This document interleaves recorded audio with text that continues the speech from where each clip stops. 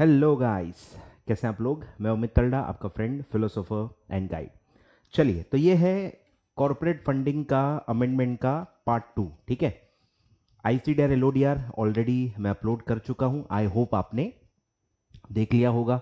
ठीक है, link description में दे देता हूं। अगर आपने अभी तक नहीं देखा है, पहले आप वो कवर कर लीजिए। ठीक है, सबसे इंपॉर्टेंट जो अमेंडमेंट्स हैं जून 23 एग्जाम्स के लिए कॉर्पोरेट फंडिंग सीएस प्रोफेशनल, तो आईसीडीआर एलओडीआर में ही सबसे ज़्यादा इंपॉर्टेंट अमेंडमेंट्स हैं। और इस पार्ट में हम जो रिमेनिंग आपके चैप्टर्स हैं उसके हम अमेंडमेंट्स कवर करने वाले हैं। ठीक है, चलो तो लेट्स स्टार्ट। सबसे पहले आते हैं आरईआईटी एंड आईएनवीआईटी। ठीक है, दोनों को हम कवर करते हैं। पहले तो हम लेसन 1 ठीक है कवर कर चुके हैं, लेसन 13 भी कवर कर चुके हैं। अभी हम सबसे पहले lesson 2 and lesson 3 that is REIT and infrastructure investment trust हम कवर करेंगे। ठीक है, आ जाओ। चलो, इस सप्लीमेंट की भी लिंक मैं डिस्क्रिप्शन में दे देता हूं। ठीक है, आईसीएसआई का ये सप्लीमेंट है, इसी से मैं पढ़ा रहा हूं और इसकी लिंक भी डिस्क्रिप्शन में आपको दे देता हूं। आप डाउनलोड करके प्रिंट कर लीजिए, कोई दिक्कत नहीं है। ठीक है, चलो तो आ जाओ। लेसन 2 एंड 3 ठीक है क्लब करके ही पढ़ाया जाता है, तो इंस्टीट्यूट ने भी क्लब करके ही दिया हुआ है। अब ये अमेंडमेंट एक नॉर्मल आईपीओ के लिए भी आ चुकी है। ठीक है, नॉर्मल आईपीओ में भी आपने पढ़ा होगा कि यूपीआई के थ्रू आप अप्लाई कर सकते हो। ठीक है, जो रिटेल इंडिविजुअल इन्वेस्टर्स हैं वो अजबा से अप्लाई कर सकते हैं और उसके अंदर यूपीआई के थ्रू वो अप्लाई कर सकते हैं। ठीक है, उसकी लिमिट अभी तक आपने पढ़ी हुई है कि अप टू 2 लाख का अप्लीकेशन यूपीआई के थ्रू आप ब्लॉक कर सकते हो, बट अब वो लिमिट को बढ़ाया गया है। नॉर्मल आईपीओ के लिए भी वो बढ़ा दिया गया है। आई थिंक वो 1 मई 2022 से बढ़ा दिया गया है और अब 1 अगस्त 2022 से वही लिमिट अभी REIT and infrastructure investment trust के इश्यूज में भी अवेलेबल करवा दिया है। ठीक है, तो हम वो वाला अमेंडमेंट पढ़ रहे हैं। ठीक है, तो 1 अगस्त से जो भी अब पब्लिक इश्यूज आएंगे आरईआईटी और आईएनवीआईटी के, उसमें ये अपग्रेडेड जो लिमिट है अप टू 5 लाख रुपीज तक जो इंडिविजुअल इन्वेस्टर्स हैं वो इसमें अप्लाई कर पाएंगे। ठीक है, लिमिट बस बढ़ी है और कुछ खास मेरे ख्याल से चेंज नहीं हुआ है। ठीक है, तो ये सर्कुलर है आपका। ठीक है, जून 24 2022 और ये अप्लाई हो रहा है सारे पब्लिक इश्यूज पे आरईआईटी के और आईएनवीआईटी के जो 1 अगस्त 2022 ऑन और आफ्टर जो किए जाएंगे। ठीक है, तो ये पूरा उसका बैकग्राउंड दिया हुआ है कि हमने भाई एक 15 जनवरी 2019 को सर्कुलर दे दिया था, उसमें हमने असबा बता दिया था कि असबा के थ्रू भी आरईआईटी के लिए आप अप्लाई कर सकते हो। ठीक है, पूरा रेफरेंस दिया हुआ है। SEBI wide this circular has provided an additional option to individual investors, जिसको आप retail investors कहते हो, to apply in the public issues of REIT with a facility to block the funds through UPI for application value up to 5 lakh rupees. ठीक है, ये limit पहले 2 लाख थी, अब वो 5 लाख रुपीज कर दी गई है और पूरा प्रोसेस जो है वो भी एनेक्चर में सर्कुलर में दिया हुआ है और अब ये अप्लाई होगा 1 अगस्त 2022 ऑनवर्ड्स जो भी इश्यूज आएंगे। ठीक है, सेम कॉपी पेस्ट सर्कुलर आईएनवीआईटी के लिए भी आया है। ठीक है, पहला वाला जो था वो आपका आरईआईटी के लिए था। ठीक है, और सेम डेट सेम चीज इंफ्रास्ट्रक्चर इन्वेस्टमेंट ट्रस्ट के लिए भी डाल दिया गया। ठीक है, पूरा सेम है, कॉपी पेस्ट है। 5 लाख लिमिट कर दी गई है और जो भी इशू ओपन होंगे अब ऑन और आफ्टर 1 अगस्त 2022 उसमें ये हायर लिमिट अब वो अवेल कर सकते हैं। ठीक है, पूरा दोनों सेम है, कॉपी पेस्ट है। क्लियर है यहां तक? एक एक अमेंडमेंट मेरे साथ साथ बढ़िया पढ़ते जाओ, पॉज करके भले थोड़ा सा आपको एक खुद से भी रीडिंग करना है तो कर लो, कोई दिक्कत नहीं है, निपटा दो भी मेरे साथ साथ। ठीक है, चलो बढ़े आगे। फिर है reduction of timelines for listing of units of privately placed infrastructure investment trust units. ठीक है, तो ये आपको पता ही है, प्राइवेटली प्लेस्ड आपने पढ़ा हुआ है। ठीक है, इसमें टाइमलाइन को रिड्यूस किया गया है। चलो देखते हैं कैसे। ठीक है, तो पहले तो रेफरेंस पढ़ लेते हैं। ठीक है, regulation 16 sub regulation 8 clause A of INVIT regulations provides that listing of privately placed unit shall be done within 30 working days. ठीक है, अभी तक जो लिमिट थी वो 30 डेज थी। ठीक है, टेंटेटिव, इंडिकेटिव था वो। तो 30 डेज से अब वो रिड्यूस करके सीधे आपका लिमिट कर दिया गया है 6 डेज, 6 वर्किंग डेज, ठीक है। तो पूरा वो जस्टिफिकेशन उसका दिया हुआ है, 30 से सीधे 6 डेज कर दिया गया है, ठीक है। These timelines prescribe in INVIT regulations are indicative, ठीक है। Considering the time taken for listing of units of privately placed INVIT in the recent past, it was decided to examine the reduction of timelines of listing of units of privately placed INVIT, ठीक है। पूरा उन्होंने study किया कि actual में कितना time लगता है। इन्होंने बहुत हायर साइड इंडिकेटिव लिमिट दी थी 30 डेज, बट एक्चुअल उन्होंने past track record historical data track किया है और उनके हिसाब से 6 डेज में हो जाना चाहिए और हो रहा है actually. Hence, as a part of continuing endeavor to streamline the process of allotment and listing of units, it has been decided to reduce the time taken for allotment and listing of units of privately placed INVIT after the closure of issue to 6 working days as against the present requirement of 30 working days, ठीक है। After the closure of issue, ठीक है, 6 working days आपके पास time है listing कराने के लिए privately placed INVIT units, ठीक है। क्लियर है? तो बस इतना ही है, 30 से 6 कर दिया है सीधे। आगे बढ़ते हैं। फिर है ये एक एक्चुअली ये आई थिंक काफ़ी लोगों ने पढ़ा नहीं है, ठीक है। तो इसके चेंजेस भी बड़ी दिक्कत वाली बात है, कैसे आप पढ़ोगे। तो एक और आई थिंक ऑपरेशनल सर्कुलर आएगा, हाँ ये नीचे आएगा आई थिंक, ठीक है कोई दिक्कत नहीं है, पढ़ लेते हैं। पढ़ते पढ़ते मैं आपको बताता हूं। Amendments to guidelines for preferential issue, ठीक है, preferential issue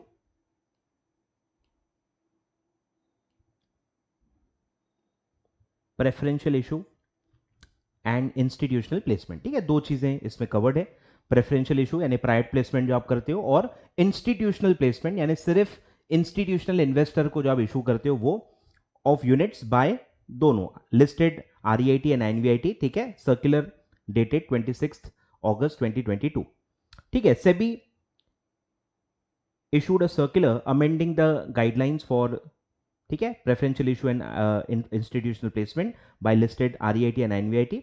While the circular is provided that post allotment REIT and INVIT shall make an application for listing of units to the stock exchange and the unit shall be listed within 2 working days from the date of allotment, ठीक है। 2 days के अंदर आपको listing कर देनी है, जो भी आप प्राइवेटली प्लेस करोगे या जो भी आप इंस्टीट्यूशनल प्लेसमेंट करोगे, ठीक है। However, where the REIT or INVIT fails to list within the 2 days जो स्पेसिफाइड टाइम है, monies received shall be refunded, ठीक है। अगर आप अलॉटमेंट नहीं दे पाए, लिस्ट नहीं कर पाए, तो आपको पूरा पैसा रिफंड करना पड़ेगा, पूरा इशू कैंसिल करना पड़ेगा through verifiable means within 4 working days from the date of allotment.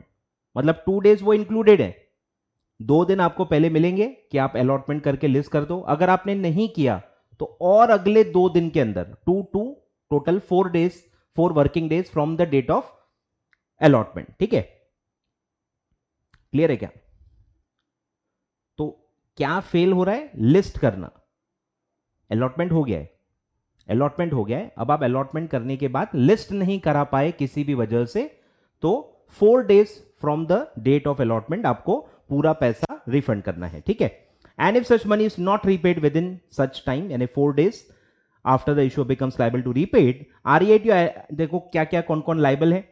पहला है INVIT REIT खुद फंड, फिर उसका मैनेजर, डायरेक्टर पार्टनर जो ऑफिसर इन डिफॉल्ट कैटेगरी में आएंगे, इन तीनों की ये लाइबिलिटी बनेगी, ठीक है। On and from the expiry of the 4th day यानी 5th वर्किंग डे से आपको विथ इंटरेस्ट अब पैसा लौटाना पड़ेगा। 4 डेज आपके पास टाइम था, 4 working days from the date of allotment आप बिना इंटरेस्ट के पैसा रिफंड कर सकते हो। 5th डे से अब आपको विथ इंटरेस्ट पे करना पड़ेगा और ये तीनों लोगों की जिम्मेदारी है, ज्वाइंटली एंड सेवरली इनको अब वो रीपे करना पड़ेगा, ठीक है, विथ इंटरेस्ट। और इंटरेस्ट कब से स्टार्ट होगा? 5th डे से। कब खत्म होगा? जब तक आप पे नहीं कर देते, ठीक है। तो वो है jointly and severally be liable to repay that money with interest at the rate of 15% per annum, ठीक है। पर एनम 15% के हिसाब से जो भी आपका डीले का टाइम है उस पे विथ इंटरेस्ट आपको पैसा अब रिफंड करना पड़ेगा। ठीक है, क्लियर है क्या? तो 2 वर्किंग डेज के अंदर आपको लिस्टिंग करानी है। ठीक है, ये आपको ध्यान देना है। तो ये पूरा सिचुएशन क्या होगा, पूरा आपको फ्लो दिया हुआ है। क्लियर है? इसी से रिलेटेड जो ये अमेंडमेंट है पहले पढ़ लेते हैं। ठीक है, सेम है, सितंबर 28 2022 और ये जो था अगस्त 26 2022। ठीक है, SEBI wide the circular has amended the guidelines for preferential issue and institutional placement of units by listed REIT और NVIT which were issued white circular। जो पुराना ओरिजिनल सर्कुलर है उसका रेफरेंस दिया गया है, तो काफी पुराना सर्कुलर है, उसको ये अमेंड कर रहे हैं। अब वो ओरिजिनल 2019 का सर्कुलर आपने पढ़ा ही नहीं होगा, इसीलिए मुझे ये बहुत सर्कुलर से प्रॉब्लम होती है। Typically I don't tend to teach the circulars because उसमें ये सब इश्यूज होते हैं।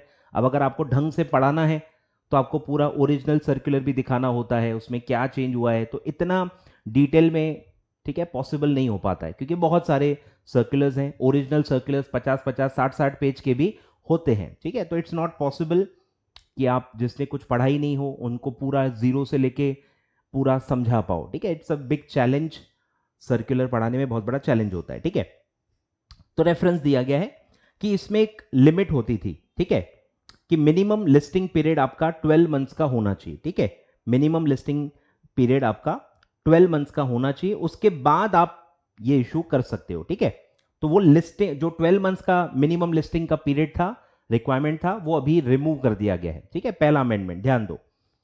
Through this circular the bar for minimum listing period of 12 months required in case of issuance of units to institutional placement. ठीक है, अगर आपको institutional placement करना है तो कम से कम 12 महीने से आपकी लिस्टिंग यूनिट्स की हो चुकी होनी चाहिए, उसके बाद ही आप एलिजिबल रहोगे for making institutional placement to the institutional players. ठीक है, तो वो अब क्या हो गई है, रिमूव कर दी है। मतलब अब जो नए नए REIT हैं, नए नए लिस्टेड NVIT हैं, वो डायरेक्टली लिस्टिंग के बाद अब वो इंस्टीट्यूशनल प्लेसमेंट कर पाएंगे। ठीक है, एंड ध्यान दो, अब इसमें एक और अलॉटमेंट कंडीशंस में एक और कंडीशन थी कि आप ऐसे इंस्टीट्यूशंस को अलॉटमेंट नहीं दे सकते जो आपके स्पॉन्सर हैं, जो आप ही के इन्वेस्टमेंट मैनेजर हैं, या इन दोनों के रिलेटेड पार्टीज हैं।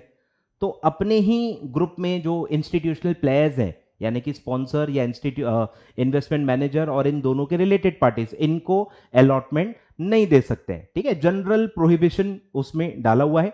अब उस जनरल प्रोहिबिशन में एक्सेप्शन दिया गया है। प्रोहिबिशन का एक्सेप्शन क्या होता है, मतलब वो अलाउ कर रहे हैं कि यस स्पॉन्सर या इन्वेस्टमेंट मैनेजर को भी आप अलॉट कर सकते हो। वो क्या एक्सेप्शनल सिचुएशन होगी वो इन्होंने दी हुई है। ठीक है, आपको समझना है।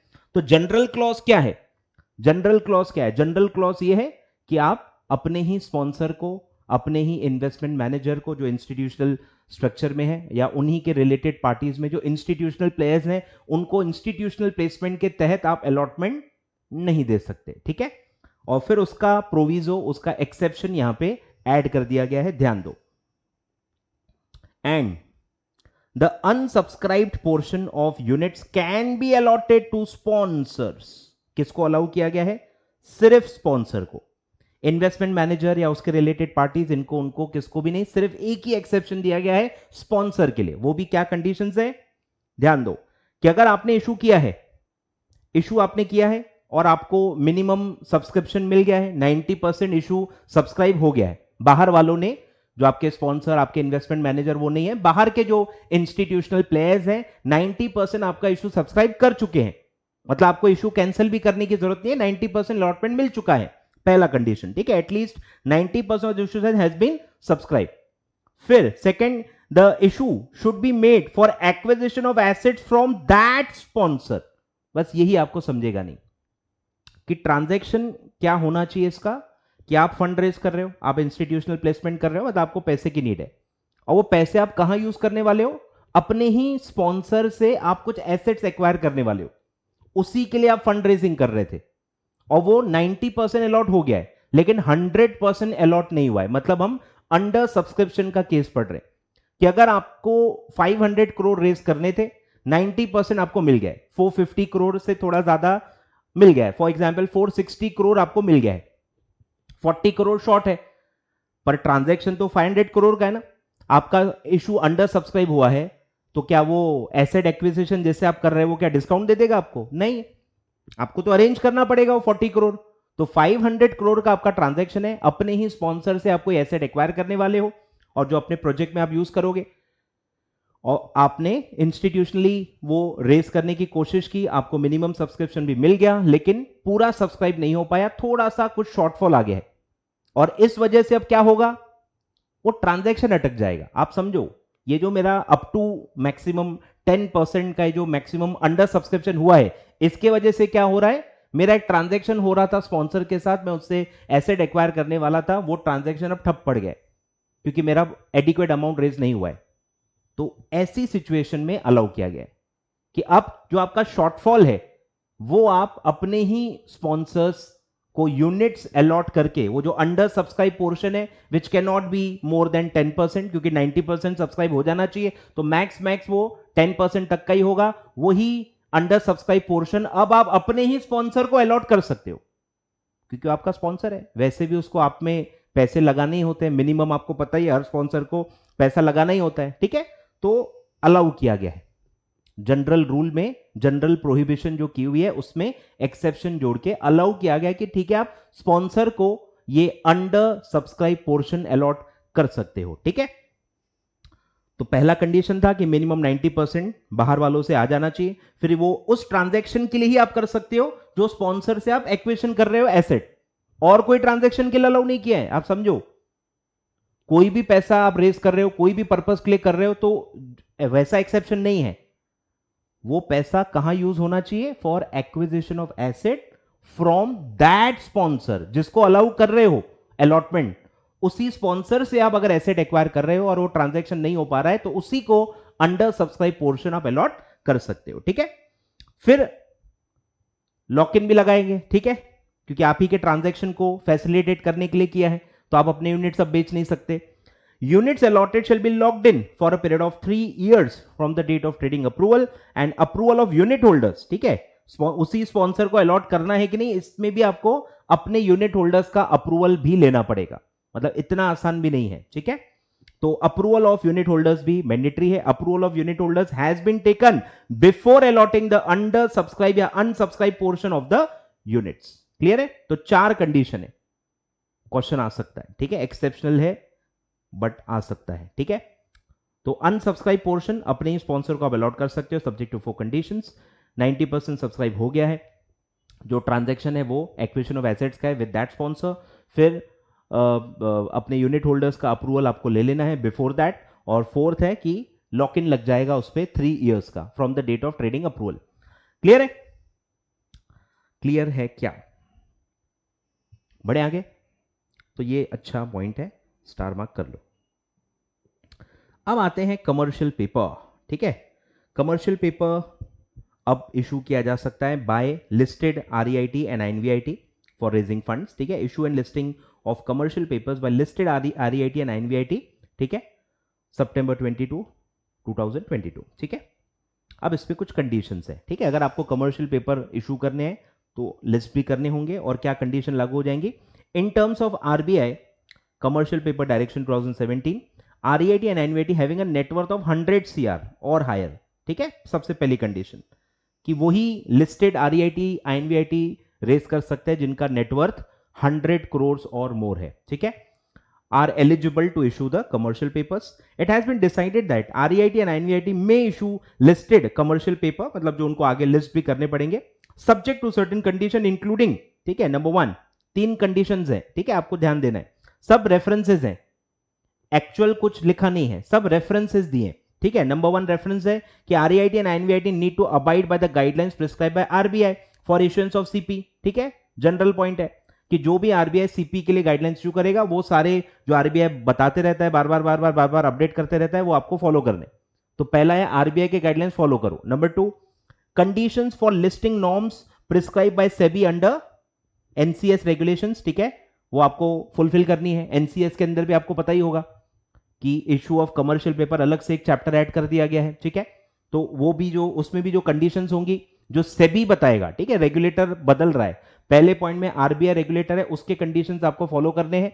सेकंड में वो कह रहा है कि जो सेबी ने कंडीशन लगाए हुए हैं under issuance listing of NCS regulation वो भी आपको फुलफिल करने हैं, ठीक है।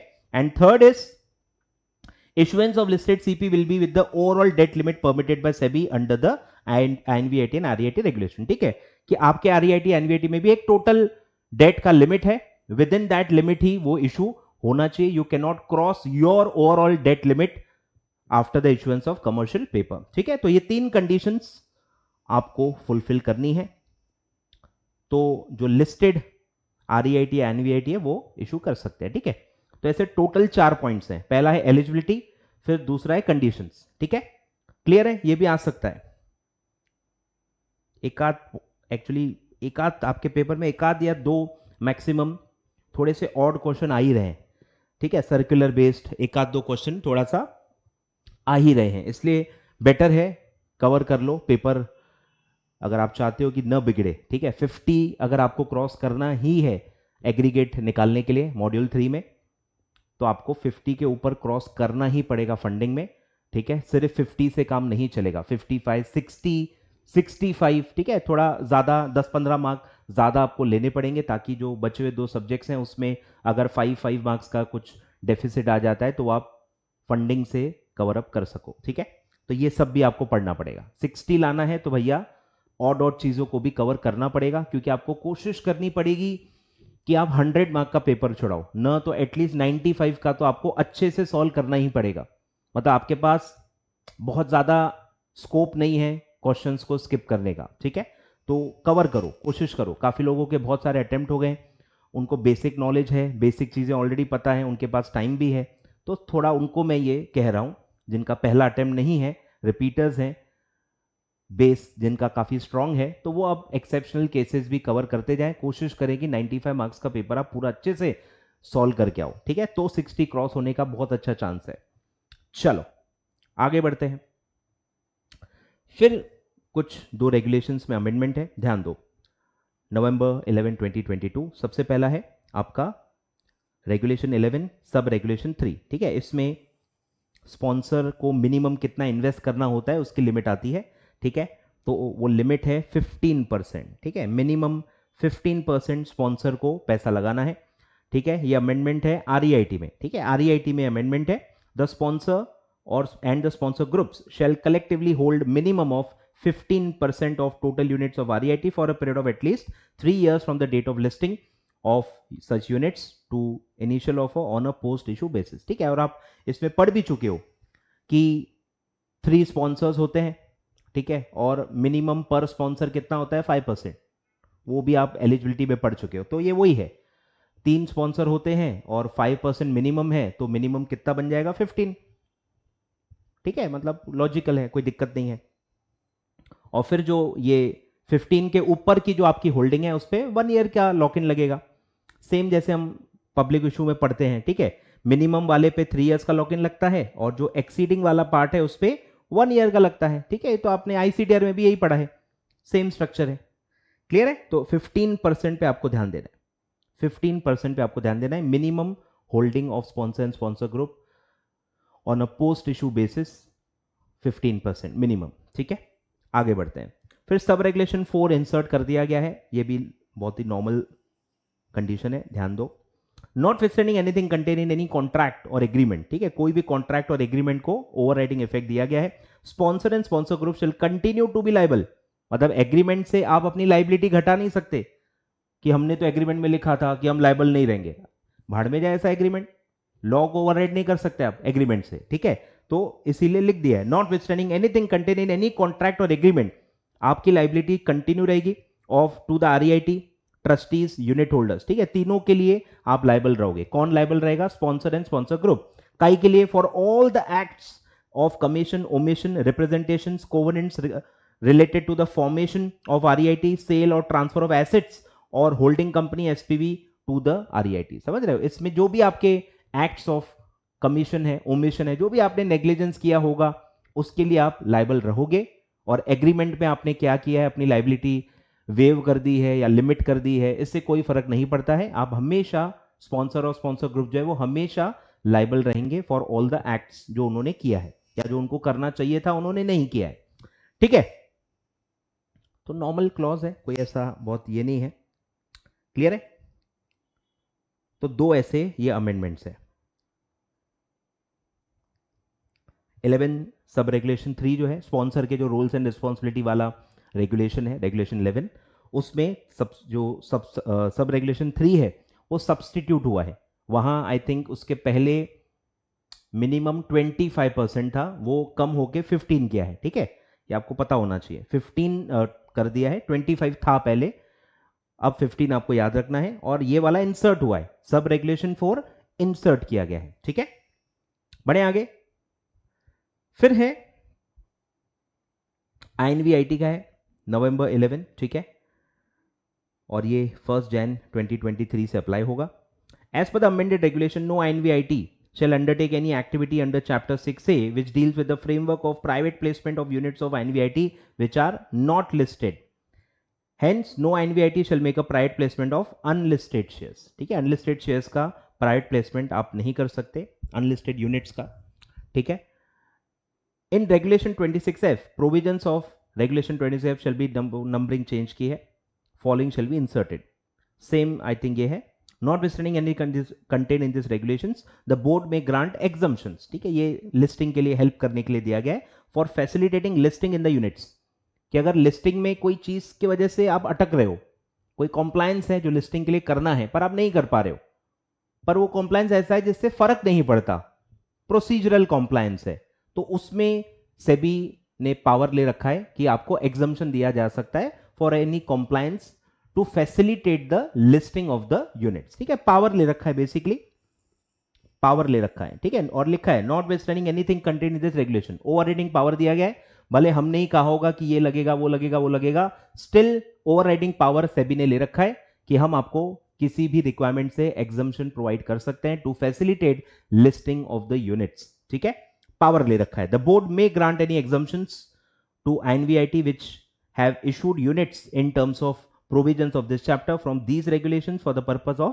facilitating listing of units of such INVIT on a recognized location having nationwide trading terminal। ठीक है, पावर ले रखा है बस। क्लियर है? तो इस पे कोई देखो सेपरेट क्वेश्चन तो नहीं बनते। ठीक है, ये भी जो अपन ने ऊपर पढ़ा, इस पे कोई 5 मार्क का separate question I don't think कि बनेगा। ठीक है, तो आपको ये भी थोड़ा सा जजमेंट लेते रहना है कि कौन से ऐसे टॉपिक्स हैं, अमेंडमेंट्स है, सर्कुलर्स है जिसपे सेपरेट क्वेश्चन 5 मार्क्स का बन पाएगा। ठीक है, उस हिसाब से आपको पढ़ना है। तो ये था आपका पूरा INVIT एंड REIT। ठीक है, सारे सर्कुलर्स हमने कवर कर लिए हैं। चलो बढ़े आगे। अब आगे बढ़ो, प्राइवेट फंडिंग। ठीक है, आ जाओ chapter 4 Indian equity private funding. ठीक है, AIF वाला पूरा जो चैप्टर है आपका। तो सबसे पहला है ये जो लार्ज वैल्यू फंड का कंसेप्ट है। ठीक है, ध्यान दो, guidelines of large value fund for accredited investors under AIF regulations and the requirements of compliance officer for managers of all AIF। कुछ compliances बढ़ा दिए गए। ध्यान दो कि अगर आप एक लार्ज वैल्यू फंड हो, ठीक है, ऑफ फॉर accredited investor, सिर्फ accredited investor से आप पैसा रेस कर रहे हो, ठीक है, तो आपको कुछ compliances करने पड़ेंगे। ठीक है, क्या compliances करने पड़ेंगे, इस पे क्वेश्चन आ सकता है, इसमें पोटेंशियल है एक क्वेश्चन बनने का। ठीक है, क्या करना है, क्या रिक्वायरमेंट्स हैं। In terms of proviso to regulation 12 of AIF regulation, large value funds are exempt from filing their placement memorandum. ठीक है, इनको शॉर्टकट दिया गया है कि आप लार्ज वैल्यू फंड हो, आप डायरेक्ट फाइल कर दो, फाइनल प्रोसीजर जो भी है प्लेसमेंट मेमोरेंडम। ठीक है, आपको फाइल ये नहीं करना है, सेबी के पास ड्राफ्ट फाइल करने की जरूरत नहीं है, तो ये पहला आपको एग्जम्पशन दिया गया है with SEBI through merchant banker and incorporate comments of SEBI if any in their placement memorandum, that is LVF can launch their scheme under intimation to SEBI। मतलब सीधे इंटीमेट कर दो, अप्रूवल लेने की जरूरत नहीं है, कोई ड्राफ्ट फाइल करने की जरूरत नहीं है, कोई कमेंट्स को इनकॉर्पोरेट करने की जरूरत नहीं है, फास्ट ट्रैक मोड की तरह आपको दिया गया है। पहला पॉइंट, ठीक है, कि आप डायरेक्टली अपनी स्कीम लॉन्च कर सकते हैं, बस इंटीमेट कर दो, अप्रूवल मत लो, इंटीमेट करो। फिर है while filing the placement memorandum for LVF schemes with SEBI, a duly signed and stamped undertaking, ठीक है, एक अंडरटेकिंग फाइल करनी पड़ेगी। कौन फाइल करेगा, CEO, किसका, मैनेजर का, AIF का जो मैनेजर है, जो स्कीम मैनेज कर रहा है, उसका जो भी CEO होगा, उसको वो अंडरटेकिंग देनी पड़ेगी, साइन और जो भी है स्टैंपिंग करके आपको देना है। और the person holding equivalent role, MD है, सीईओ नहीं है, एमडी है तो एमडी भी चलेगा, जो भी इक्विवेलेंट पोस्ट होल्ड करता है depending upon the legal structure of the manager. जो आपका इन्वेस्टमेंट मैनेजर है, जो मैनेजर है वो क्या स्ट्रक्चर में है, उसका जो भी सीईओ का इक्विवेलेंट पोस्ट होगा वो पर्सन को साइन करना पड़ेगा। एंड कॉम्प्लायंस ऑफिसर किसका, सेम मैनेजर का, मैनेजर का ही सीईओ, मैनेजर का ही कॉम्प्लायंस ऑफिसर, दोनों साइन करेंगे। And the compliance officer of manager to the AIF shall be submitted in the format in the annexure A to this circular. ठीक है, तो ये पूरा पॉइंट क्या कह रहा है, अंडरटेकिंग देनी पड़ेगी। ठीक है, अंडरटेकिंग देनी पड़ेगी, कौन साइन करेगा, CEO and compliance officer of the manager. ठीक है, तो ये उसका कॉम्प्लायंस है।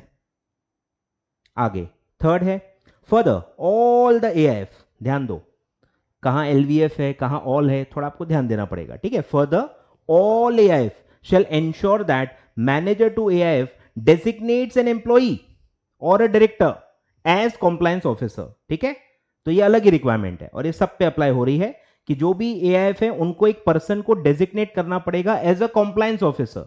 और एक कौन पर्सन होगा, कोई भी एम्प्लॉई, कोई भी एम्प्लॉई, कोई भी डायरेक्टर को आप कॉम्प्लायंस ऑफिसर डेजिग्नेट कर सकते हो। Who shall be the person other than CEO of the manager, CEO छोड़ के, क्योंकि ऊपर नहीं तो वो दोनों सेम पर्सन हो जाएंगे ना, तो सीईओ अलग पर्सन होना चाहिए, कॉम्प्लायंस ऑफिसर अलग पर्सन होना चाहिए। ठीक है, एटलीस्ट वो सीईओ नहीं होना चाहिए, सीईओ छोड़ के कोई भी चलेगा। And the compliance officer shall be responsible for monitoring the compliance, ये तो उसका काम ही है, हर जगह आप पढ़ते हो ना, कॉम्प्लायंस ऑफिसर का काम क्या है कि कॉम्प्लायंस मॉनिटर करो with the provisions of SEBI act, AIF regulation, circular issued thereunder. ठीक है, तो ये थर्ड रिक्वायरमेंट है कि आपको कोई ना कोई एम्प्लॉई या डायरेक्टर को अदर देन सीईओ डेजिग्नेट करना पड़ेगा एज अ कॉम्प्लायंस ऑफिसर और उसको कॉम्प्लायंस का पूरा देखना पड़ेगा। ठीक है, मॉनिटर करना पड़ेगा compliance with the SEBI act, AIF regulation and circulars issued thereunder. Clear है क्या, तो ये क्वेश्चन आ सकता है, लार्ज वैल्यू फंड्स। ठीक है, क्लियर है, तो दो पार्ट्स हैं इसमें, एक पार्ट है एलवीएफ और सेकेंड पार्ट है compliance officer for managers of all AIF. ठीक है, तो समझ में आ रहा है ना, ये वाला पॉइंट ऑल के लिए, ये वाला पॉइंट ऑल के लिए है। क्लियर है, बढ़े आगे, चलो फिर है सोशल इंपैक्ट फंड का है। ठीक है, ये जैसे हम अलग अलग टाइप ऑफ एआईएफ पढ़ते हैं, ठीक है, एसएमई फंड्स, ये फंड्स वो फंड्स, वैसे ही एक और फंड है सोशल इंपैक्ट फंड। ठीक है, तो उसके बारे में रेगुलेशंस ऐड की गई हैं, थर्ड अमेंडमेंट रेगुलेशन, ठीक है, from July 25 2022। SEBI wide notification dated 25 July 22 has amended the provisions of AIF regulation which shall came into force from their date of publication of notice in the official gazette. With this notification, SEBI has introduced a definition social impact fund and social units। ठीक है, social impact fund जो units issue करेगा उसी को कहेंगे social units। ठीक है, social impact funds means an AIF which invest primarily in securities, units, partnership interest of social ventures। ठीक है, सोशल वेंचर फंड्स भी आपको पता ही है, उसी को सब्सटीट्यूट किया गया है। तो सोशल वेंचर्स में आप पैसा लगा सकते हो, और अब जो नया ऐड हुआ है, और सिक्योरिटीज ऑफ सोशल एंटरप्राइजेस, याद आ रहा है, social stock exchange, social enterprises, तो उसके सिक्योरिटीज में भी सोशल इंपैक्ट फंड पैसा लगा सकता है। And which satisfies the social performance norms led by the fund. ठीक है, अगर आपने कंडीशंस लगाई हैं कि भाई कुछ सोशल परफॉर्मेंस होना चाहिए, कितने लोगों तक रीच होनी चाहिए, कौन से चीज से रिलेटेड होना चाहिए, हो सकता है आपने उसमें भी कंडीशन लगाई हो कि भाई हम सिर्फ एजुकेशन वाले में लगाएंगे, नहीं हम सिर्फ हेल्थ केयर में लगाएंगे, या हम सिर्फ कोविड वाले में लगाएंगे, समझ रहे हो, क्योंकि बहुत वाइड होता है ना सोशल, बहुत सारी चीजें आती हैं, तो उसमें भी आप अपने कंडीशंस लगा सकते हो। ठीक है, तो ये डेफिनेशन है ऑफ सोशल इंपैक्ट फंड। ठीक है, ऐसा एआईएफ जो प्राइमरली कहां इन्वेस्ट करता है, सिक्योरिटीज में, सिक्योरिटीज, यूनिट्स और पार्टनरशिप इंटरेस्ट, क्योंकि एलएलपी भी होता है, किसके सिक्योरिटीज, किसके यूनिट्स और किसके पार्टनरशिप इंटरेस्ट, सोशल वेंचर्स या सोशल एंटरप्राइजेस। ठीक है, क्लियर है। फिर है सोशल यूनिट्स, क्या होता है, social units means units issued by social impact fund or schemes of social impact fund to which investor who have agreed to receive only the social returns and benefits and not the financial returns against their contribution. कि जितना भी social angle से आप कमाओगे या नहीं भी कमाओगे तो आप उसमें मतलब एक्सेप्टेबल है आपको कोई नॉर्मल जैसे आप इन्वेस्टमेंट पे फाइनेंशियल रिटर्न्स कमाते हो वैसी कोई आपकी उम्मीद नहीं है, ठीक है। सिर्फ सोशल रिटर्न जितना होगा नॉमिनल रिटर्न होगा, वो भी अगर फॉर प्रॉफिट सोशल एंटरप्राइज होगा तो। क्लियर है। फिर है in regulation 10 which deals with investment in AIF, ठीक है। इन्वेस्टमेंट इन एआईएफ आपने पढ़ाई है, ठीक है। It is provided that AIF may raise fund from any investor whether Indian foreign or NRI by way of issue of unit, ठीक है। अब यहां प्रोविजो ऐड किया गया है फॉर सोशल इंपैक्ट फंड्स, ठीक है। Provided that social impact fund or schemes of social impact fund may also issue social units, ठीक है। सोशल यूनिट्स इशू करके आप फंड्स रेज कर सकते हो और उसमें आपको कितना पैसा रेज करना है minimum. E scheme of AIF ये तो नॉर्मल है 20 करोड़ आपको पता ही है। उसमें एक और प्रोविजो डाला है for social impact funds provided at each scheme of social impact fund shall have a corpus of at least 5 crore, ठीक है। लोअर लिमिट इनको दी है, पहले अलाउ किया गया है कि ये सोशल यूनिट्स इशू करके फंड रेज कर सकते हैं और मिनिमम कॉर्पस कितना होगा इनकी स्कीम का, सिर्फ 5 करोड़, ठीक है। नॉर्मल एआईएफ का कितना होता है 25 करोड़, ठीक है। तो 25 को रिड्यूस किया गया है और सिर्फ 5 करोड़ का आपको लिमिट अप्लाई किया जाएगा, ठीक है।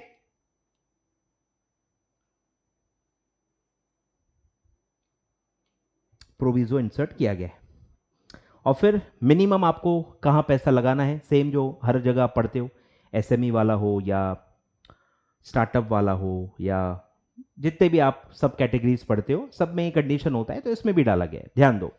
इन regulation 16 which deals in conditions of category 1 AIF in sub regulation 4 clause A has been substituted at least 75%, ठीक है। याद आ रहा है, हर जगह आप पढ़ते हो कि कम से कम 75% यहां लगाना है, वैसे भी यहां है कि अगर आप सोशल इंपैक्ट फंड बनना चाहते हो तो आपको minimum 75% of the investable fund shall be invested in unlisted securities of partnership interest of social ventures और यूनिट्स ऑफ सोशल वेंचर्स और सिक्योरिटीज ऑफ सोशल एंटरप्राइजेस, ठीक है। अनलिस्टेड, अनलिस्टेड में आपको 75 मिनिमम लगाना पड़ेगा, ठीक है। और फिर है प्रोवाइडेड दैट, अब एग्जिस्टिंग वालों के लिए भी है, provided that existing social impact fund में इन्वेस्ट, अब ये ट्रांजिशनल प्रोविजन है, एग्जिस्टिंग वालों के लिए है कि आप जो भी आपका रिमेनिंग पैसा है वो अब आप लगा सकते हो, ठीक है। एग्जिस्टिंग सोशल इंपैक्ट फंड में invest the remaining investable funds in securities of not for profit organizations registered or listed on the social stock exchange with prior consent of at least 75% of investor by value of their investment, ठीक है। Consent लेके आप अब social enterprise में बचा हुआ पैसा लगा सकते हो, ठीक है। तो ये एग्जिस्टिंग के लिए है, तो ये भी अच्छा पॉइंट है, ठीक है। मतलब ये भी अच्छा क्वेश्चन है, आ सकता है कि सोशल इंपैक्ट फंड से रिलेटेड क्या क्या अमेंडमेंट्स आए हैं बताओ, ऐसा क्वेश्चन आ सकता है, ठीक है। तो पहले तो आपको डेफिनेशन लिखनी है कि सोशल इंपैक्ट फंड क्या है, सोशल यूनिट्स क्या है, फिर आपका जो स्कीम का मिनिमम साइज कितना है वो आपको लिखना है, और फिर ये जो कंडीशन है कि कम से कम 75% of the investable fund shall be invested in unlisted units, ठीक है। Unlisted securities, unlisted partnership interest of social ventures और सोशल वेंचर यूनिट्स और सिक्योरिटीज ऑफ सोशल एंटरप्राइजेस, ठीक है। तो आ सकता है, ठीक है। ऐसे पॉइंट्स बना लो। पहला है आपका सोशल इंपैक्ट फंड का डेफिनेशन,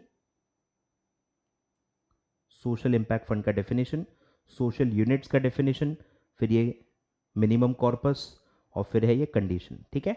4 मेजर अमेंडमेंट्स हैं with respect to social impact fund, ठीक है। क्वेश्चन आ सकता है। आगे बढ़ते हैं। फिर ये ऐसे ही चुटपुट दिया है कुछ तो अमेंडमेंट, ज्यादा डिटेल में दिया ही नहीं है, ठीक है। Guidelines for overseas investment by AIF और वीसीएफ, ठीक है।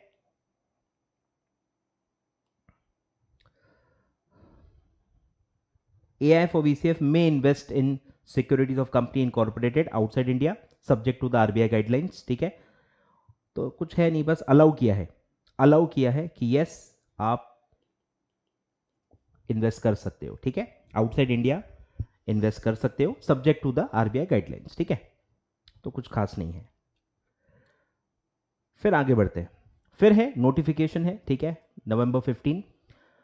क्या बोलता है, the new sub-regulation 16 has been inserted which provides that manager, either the trustee or the trustee company, either trustee or trustee company or board of directors or designated partners, LLP है तो, of AIF shall ensure that the assets and liabilities of each scheme of AIF are segregated and ring fenced. मतलब isolate कर लो, मतलब उसको ring fence वाला अलग कर लो, कोई भी वजह से वो हमारे नॉर्मल फंड्स या नॉर्मल एसेट्स में मर्ज नहीं होनी चाहिए, ठीक है। सेपरेट अकाउंट में सेपरेट नाम से भले आप रजिस्टर करो, ठीक है, तो आप उसको सेग्रीगेट कर दो, तो ये आपकी जिम्मेदारी है, ठीक है। मैनेजर, ट्रस्टी या ट्रस्टी कंपनी या जो भी स्ट्रक्चर है मैनेजर का, उसके हिसाब से, ठीक है। मैनेजर एंड द ट्रस्टी, इनकी जिम्मेदारी है कि आपको सेग्रीगेट करने हैं एंड रिंग फेंस करने हैं फ्रॉम द अदर स्कीम्स, ठीक है। स्कीम्स के एसेट्स मिक्स नहीं होने चाहिए।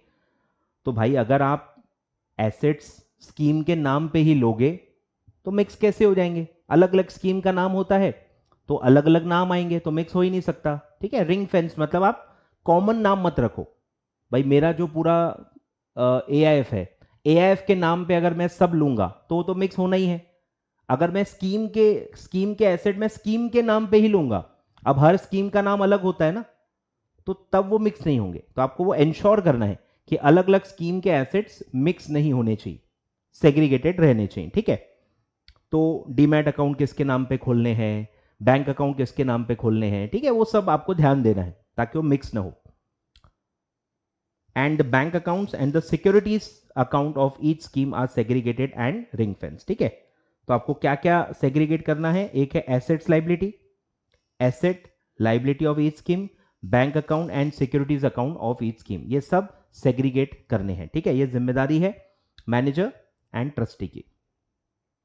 क्लियर है? कुछ खास है नहीं, छोटा सा ही पॉइंट है। तो ये था आपका चैप्टर नंबर 4 प्राइवेट प्लेसमेंट, ठीक है। दो इंपॉर्टेंट पॉइंट्स हैं, large value funds and compliance of the regulations, and second जो था सोशल इंपैक्ट फंड्स से रिलेटेड क्या अमेंडमेंट है। ये दो अच्छे अमेंडमेंट्स हैं, हो सकता है 3 या 5 मार्क का क्वेश्चन डायरेक्टली इनडायरेक्टली पूछा जाए। क्लियर है? बढ़े आगे। अब आ जाओ NCRPS, ठीक है। अब इंस्टीट्यूट ने अभी तक इसको देखो मर्ज नहीं किया है, मेरे हिसाब से ये मर्ज हो चुका है आपके चैप्टर नंबर 6 में, अब ये कवर होगा कॉर्पोरेट डेट में। तो इसमें पूरा जो NCS रेगुलेशन है, नॉन कन्वर्टेबल सिक्योरिटीज का जो अम्ब्रेला टर्म है जिसके अंदर NCRPS आ जाता है, तो चैप्टर 6 एंड 11 मैं ऑलरेडी मर्ज करके ही पढ़ा चुका हूं मेरे लेक्चर वाइज को, और मैं बता भी चुका हूं काफी बार कि ये मर्ज्ड है क्योंकि इन्होंने पूरे रेगुलेशंस मर्ज कर दिए हैं। अब आप उसको स्प्लिट नहीं कर सकते हो क्योंकि अम्ब्रेला टर्म ला लिया है ना इन्होंने, NCS कॉमन टर्म ला लिया है, उसी में ये NCRPS भी उसी के अंदर इंक्लूडेड है।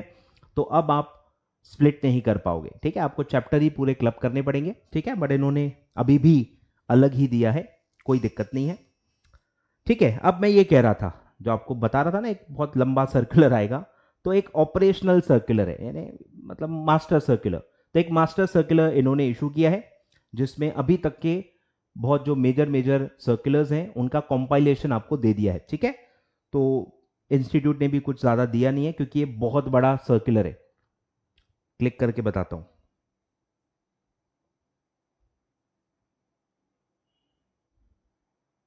ध्यान दो।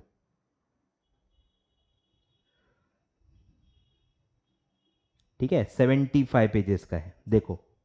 तो कोशिश भी मत करना कवर करने की, नहीं कर पाओगे, ठीक है। 75 पेजेस का ये पूरा कंपाइलेशन है सर्कुलर का, ठीक है। पूरा देखो ऐसा पूरा फुल फ्लेज्ड पूरा ये डॉक्यूमेंट है, ठीक है। तो ये आप कवर नहीं कर पाओगे, don't try this at home, don't try this at home, ठीक है। तो मैं इसीलिए स्किप कर रहा हूँ, ठीक है। इन्होंने बस ये जो पूरा आपका है ना, listed NCS, सिक्योरिटाइज्ड debt instruments, commercial paper, इनसे रिलेटेड जो भी सर्कुलर्स हैं, क्योंकि ये सारे इंस्ट्रूमेंट काफी समय से सर्कुलर ड्रिवन ही रहे हैं। जैसे कमर्शियल पेपर अभी तक हमेशा सर्कुलर ड्रिवन ही रहा है, पहली बार उसको NCS में कवर किया गया है, बट NCS में भी कुछ लिखा नहीं है, हर जगह लिखा है टाइम टू टाइम बोर्ड बताएगा। मतलब अभी भी रेगुलेशन का पार्ट आ गया है, अलग से एक चैप्टर भी उसके बारे में डाल दिया है, पर कहा कुछ भी नहीं है, वो अभी भी सर्कुलर में ही मतलब ड्रिवन होता है। तो ये टॉपिक्स ही सर्कुलर ड्रिवन रहे हैं और इसीलिए इसको कन्वीनियंस के लिए एक कॉम्पाइलेशन इशू किया गया है, ठीक है। तो ये आप नहीं कवर कर पाओगे।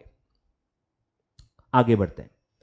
फिर है एक ये भी चैप्टर ऐड हुआ है, ठीक है, ऑनलाइन बॉन्ड प्लेटफॉर्म्स, ठीक है, ऑनलाइन बॉन्ड प्लेटफॉर्म्स करके कंसेप्ट लाया है इन्होंने कि जिनको भी बॉन्ड बेचने हैं, कोई भी वेबसाइट है जो वेबसाइट के थ्रू ऑनलाइन वेबसाइट, मतलब ऑनलाइन का मतलब ही वही है कि ये वेबसाइट के थ्रू बेच रहे हैं, ऐप के थ्रू बेच रहे हैं, बॉन्ड बेसिकली बेच रहे हैं, तो अब उनको पहले रजिस्टर होना पड़ेगा। बिना सेबी के पास रजिस्टर किए हुए आप वेबसाइट के थ्रू ऑनलाइन बॉन्ड नहीं बेच सकते हो, क्योंकि काफी लोग बेच रहे थे बॉन्ड कार्ट, पता नहीं क्या क्या, बहुत सारे आई थिंक वेबसाइट्स खुल गए थे अभी जो बॉन्ड को प्रमोट कर रहे थे, बॉन्ड मतलब बेच रहे थे बेसिकली एज अ इंटरमीडियरी, ठीक है। तो अब उनको भी दायरे में लाया गया है कि अब आपको पहले ऑनलाइन बॉन्ड प्रोवाइडर करके आपको रजिस्टर होना पड़ेगा और उसके बाद वो पूरे जो हमारे रेगुलेशंस हैं वो आपको फॉलो करने पड़ेंगे, मिनिमम डिस्क्लोजर्स, मेजर, बहुत सारे इसमें कंडीशन डाले गए हैं, उसके बाद ही आप बॉन्ड अब बेच पाओगे, ठीक है। तो ये क्या है पढ़ते हैं। एनसीएस रेगुलेशन में ये ऐड हुआ है, ठीक है, एनसीएस रेगुलेशन में एक चैप्टर ऐड हुआ है which is I think chapter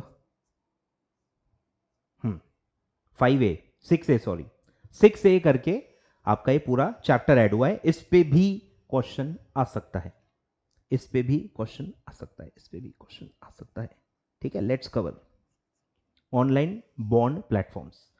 तो ये पूरा है, इतना आपको लिखना पड़ेगा। क्या क्या है देखो, कि रजिस्ट्रेशन कराने के लिए कहा गया है कि बिना रजिस्टर किए, सेबी के पास बिना रजिस्टर किए अब आप बॉन्ड प्लेटफॉर्म ऑनलाइन नहीं चला सकते, ठीक है।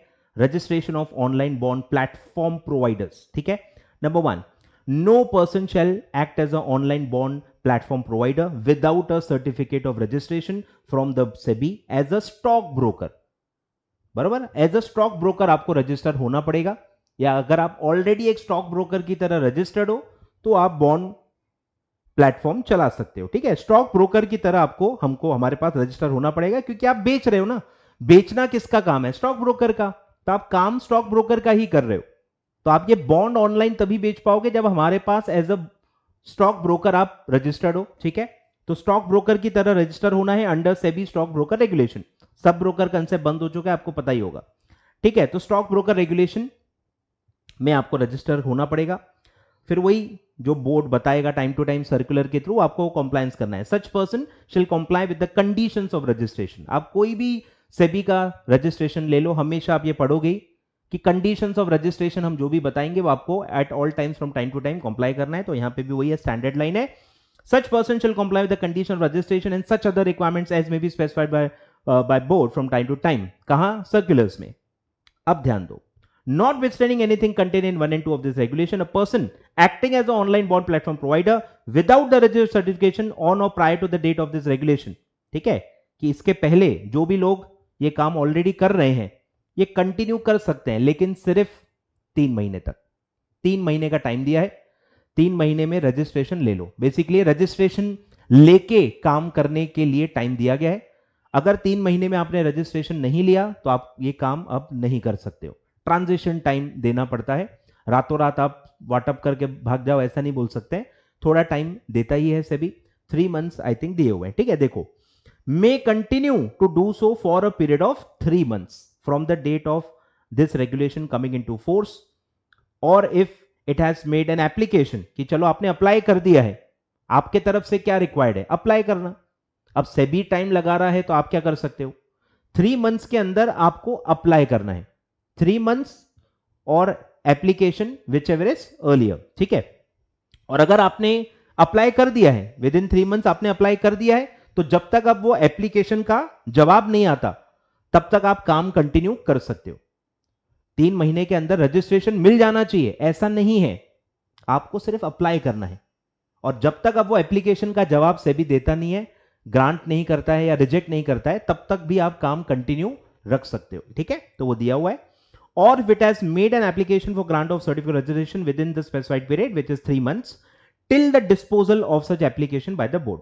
अब बोर्ड जितना टाइम लगाएगा तब तक आप काम कंटिन्यू रख सकते हो, कोई दिक्कत नहीं। आपके तरफ से आपने अप्लाई कर लिया है, आपसे उतना ही एक्सपेक्टेड था। अब है कि यार बॉन्ड प्रोवाइडर क्या होता है? Online bond platform provider means any person operating or providing an online bond platform which can be a website, app या जो भी टेक्नोलॉजी है, and the online bond platform means any electronic system. Electronic system क्या है? वही website, app या जो भी है, other than the stock exchange, recognise stock exchange छोड़ के, ठीक है। स्टॉक एक्सचेंज तो अलग ही है ना, ये मतलब आप एज अ ब्रोकर अपना खुद का प्लेटफॉर्म चला रहे हो, अलग प्राइवेट आपका प्लेटफॉर्म है, उस पर आप बेच रहे हो, इसीलिए रजिस्ट्रेशन करने के लिए बोल रहे हैं ना, समझ रहे हो। तो रिकॉग्नाइज स्टॉक एक्सचेंज छोड़ के, या जो आप पढ़ते हो इलेक्ट्रॉनिक बुक प्रोवाइडर प्लेटफॉर्म, याद आ रहा है, ये भी आप पढ़ चुके हो डेट सिक्योरिटीज के केस में। तो अगर आप उस वो भी छोड़ के, इलेक्ट्रॉनिक बुक प्रोवाइडर जो कंसेप्ट होता है ईबीपी, वो भी छोड़ के, on which debt securities which are listed or propose to be listed are offered and transacted.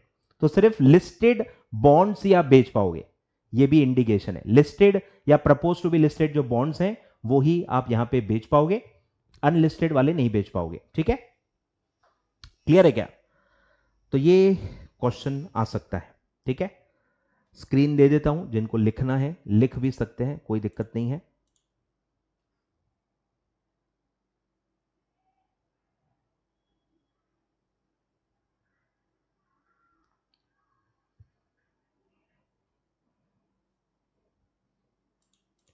चलो ठीक है, आगे बढ़ते हैं।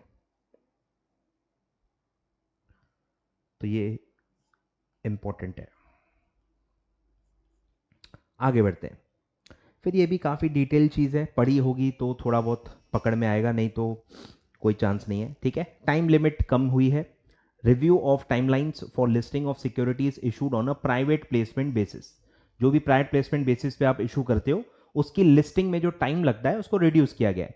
तो अभी तक T+4 टाइम था, अब उसको रिड्यूस करके T+3 कर दिया गया है, आए ख्याल में। और उसका पूरा एक टेबल आता है जो आपने पढ़ा होगा, ठीक है। तो वो आपको मैं दिखा देता हूं एक बार, ठीक है। ईबीपी, नॉन ईबीपी, ठीक है, वो सब आपने पढ़ा होगा, तो वो आपको ये पढ़ना है, ये वाला टेबल, ठीक है। ये आपको टेबल पढ़ना है कि ये T+3 का टाइमलाइन है जो अभी प्राइवेट प्लेसमेंट के लिए अप्लाई होगा। एक आई थिंक T+6 का भी शेड्यूल आपने देखा होगा, वो पब्लिक इशू का होता है, ठीक है। ये प्राइवेट प्लेसमेंट का है।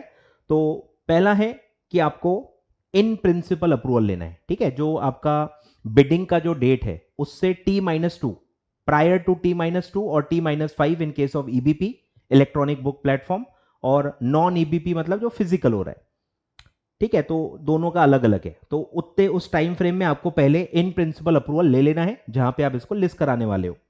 फिर आता है बिडिंग अनाउंसमेंट T-1, ऑन और बिफोर T-1, बिडिंग डेट से कम एक दिन पहले आपको बिडिंग का अनाउंसमेंट दे देना है, ठीक है, पब्लिक अनाउंसमेंट दे देना है। फिर T मतलब जो डेट पे बिडिंग होगी। फिर है T+1, बिडिंग के नेक्स्ट डे तक आपको ISIN, जो भी सिक्योरिटी आप इशू कर रहे हैं उसका ISIN अलॉट हो जाना चाहिए। और फिर T+2 का जो डेट है उसमें आपका सेटलमेंट हो जाना चाहिए, और T+3 पे आपको लिस्टिंग कर देना है। तो ये पूरा टाइमलाइन दिया गया है कि कैसे आप T+3 में प्राइवेट प्लेसमेंट की लिस्टिंग करोगे, ठीक है। तो ये पूरा टेबल आपको कवर करना है, ठीक है। ये टेबल पे अभी तक आया नहीं है क्वेश्चन, ठीक है। न ही आई थिंक जो पब्लिक इशू का जो T+6 का टेबल है उस पर भी क्वेश्चन अभी तक नहीं आया है, ठीक है। बट आप कवर करके जाओ, ठीक है। इसका भले मैं लिंक दे दूंगा, ये आई थिंक मेरे रिवीजन नोट्स में कवर्ड है, ठीक है। मेरे रिवीजन नोट्स आप डाउनलोड कर लो मेरे वेबसाइट पे, गूगल कर सकते हो अमित तलड़ा फ्री नोट्स, उसमें आपको मेरे CFL के रिवीजन नोट्स मिलेंगे। ये टेबल आई थिंक उसमें मैंने दिया हुआ है, ठीक है। चलो, तो ये इसके अमेंडमेंट की बात हो रही है। तो T+4 से T+3 का इन्होंने दिया हुआ है, ठीक है। और पूरा एक फ्लो ऑपरेशनल सर्कुलर दिया है, पूरा फ्लो दिया है कि आप ये कैसे करोगे, ठीक है। तो 1 जनवरी 2023 से अप्लाई होगा। ये भी बहुत बड़ा सर्कुलर है, पूरा कवर नहीं कर पाओगे। बस ये जो T+3 का जो टाइमलाइन है, आई थिंक इतना एटलीस्ट वो टेबल आपको पढ़ के जाना चाहिए, ठीक है। चलो, क्लियर है क्या? तो ये था आपका अमेंडमेंट, ठीक है। तो आईसीडीआर एलोकेर हम पहले ही कवर कर चुके हैं, और बाकी सारे चैप्टर भी हमने इसमें कवर कर लिए, ठीक है। और कौन कौन से मेरे हिसाब से आ सकते हैं वो भी मैंने मेरे हिसाब से आपको बता दिया है, ठीक है। चलो, तो ये था guys amendments for corporate funding June 23 exams, ठीक है। Thank you so much. Do like the video and do share it with all your friends, ठीक है, और सब्सक्राइब कर लो चैनल। और भी कुछ ना कुछ मैं गाइडेंस या रिविजन लेक्चर्स, एक आध दो बड़े lectures I am planning for corporate funding, देखूंगा टाइम कैसे अरेंज होता है। ऑलरेडी बहुत सारे वीडियोस मेरे डले हुए हैं। आईसीडीआर एलओडीआर का mini marathon I think already डला हुआ है। पास पेपर के सारे न्यूमेरिकल्स, पास पेपर के सारे केस स्टडीज, ये सब मैं ऑलरेडी डाल चुका हूँ। उसके लिंक मैं डिस्क्रिप्शन में आपको दे देता हूँ। तो जितना ऑलरेडी मटेरियल डाला हुआ है एटलीस्ट आप वो सब देख लीजिए, ठीक है। Thank you so much. Next video में फिर मिलेंगे।